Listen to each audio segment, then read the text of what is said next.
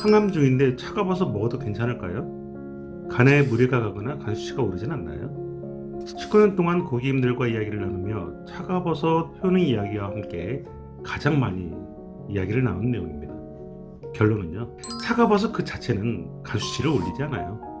인터넷상의 여러 이야기들에서 어떤 분은 차가버섯 먹은 후 간수치가 올랐다라는 분들도 계시고, 어떤 분들은 몇 년 동안 차가버섯 먹어도 간수치 영향 없었다고, 항암 중에도 차가버섯 먹었는데 괜찮았다라는 분들도 계시고요. 어떤 분들은요, 항암 치료 중에 병원에서 상황버섯, 차가버섯, 인삼, 홍삼, 산삼, 칡즙, 노니, 크린오일, 색사보레 등등등, 그리고 보리차도 먹지 말라고 해서요, 오로지 생수만 먹었는데도 간수치가 올라 항암을 못 받고 우르사를 먹고 나서야 간수치가 떨어져서 항암을 겨우 할 수 있었다라는 분도 계십니다. 차가버섯이 아예 간수치를 상승시키거나 아니면 아예 간수치와 무관하다라는 이야기가 이렇게 나뉘어져 있다면 오히려 선택하기 쉬울 텐데, 사람마다 이야기가 다 달라서 혼란스럽다는 말씀들을 많이 하세요. 차가버섯을 항암 중에만 먹으면 안 된다는 것인지, 그래서 항암 끝나고 먹어야 하는 것인지, 아니면 아예 먹으면 안 된다는 것인지, 간수치에 문제가 없다면 먹어도 된다는 것인지 혼란스러우신가요? 차가버섯 그 자체는 간수치를 올리지 않습니다. 간에 무리가 가지도 않고요. 그리고 무엇보다 드실 수 있을 때 드시는 것이 좋다라는 것을 말씀을 드립니다. 단 오염되지 않은 안전한 차가버섯을 드셔야만 하죠.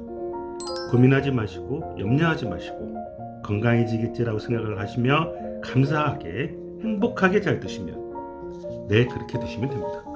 차가버섯을 먹고 간수치가 올랐다라고 말씀하시는 경우에는요, 보통 아래 두 가지 이유 때문입니다.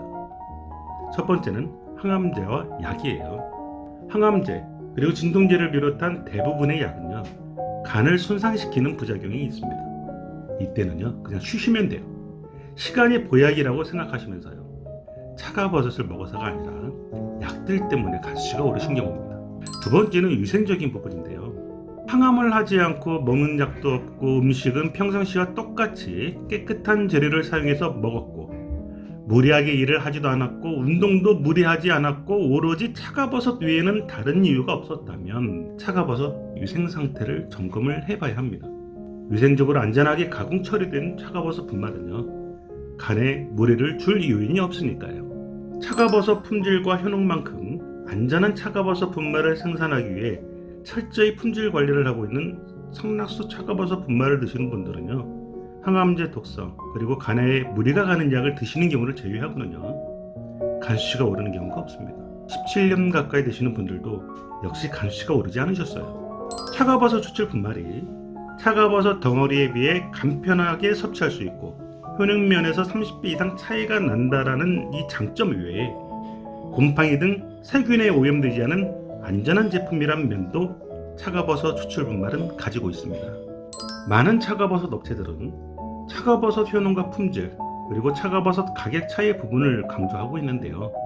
방사능 세슘 물질 외에 요즘 종종 이슈가 되고 있는 금속이 물질, 대장균, 일반 세균수 등도 차가버섯 품질만큼 이 안정성 부분도 뒷받침되고 더 관리해야 된다고 생각을 합니다. 그래야만 차가버섯을 찾는 고객분들에게 꾸준히 신뢰를 받을 수 있을 테니까요. 국립암센터, 보건복지부 국가암정보센터 등에서 발간한 보안대처요법 바로 알기 자료에는요, 수많은 대처요법에 대한 평가를 했어요. 효능과 함께 부작용이 어떤 것들이 있는지에 대한 내용을 설명을 하고 있는데, 먼저 요즘 이슈가 되고 있는 논의에 대해서 그리고 논의 부작용에 대해서 설명한 내용은 아래와 같습니다. 논의 부작용은요, 논의는 대체적으로 안전한 것으로 알려져 있습니다. 일부에서는 간 독성이 발현된 것으로 나타났으나 관련된 다른 연구에서는 간 독성이 없는 것으로 나타나기도 했습니다. 하지만 심한 간 기능 장애 환자는 사용을 피하는 것이 좋습니다. 논의는 만성 신기능 장애 환자에게 고칼륨 혈증을 일으킬 가능성이 있으므로 주의를 요하며 등등등등. 차가버섯에 대해서 차가버섯 간수치와 간독성 신장 질환에 영향을 미친다는 내용이 있는지 없는지 한번 살펴볼까요? 차가버섯 부작용에 대해서는 이렇게 이야기를 하고 있습니다.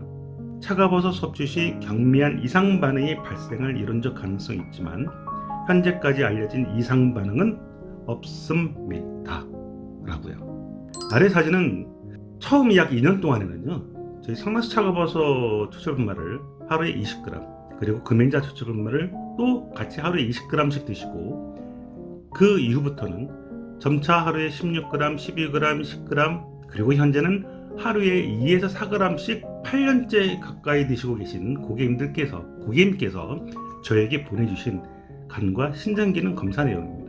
안전하게 고품질 내 생산한 상나수 차가버섯 분말은 간 수치를 올리지 않고요, 신장에도 이상이 없다는 결과를 보여주신 이 자료이죠.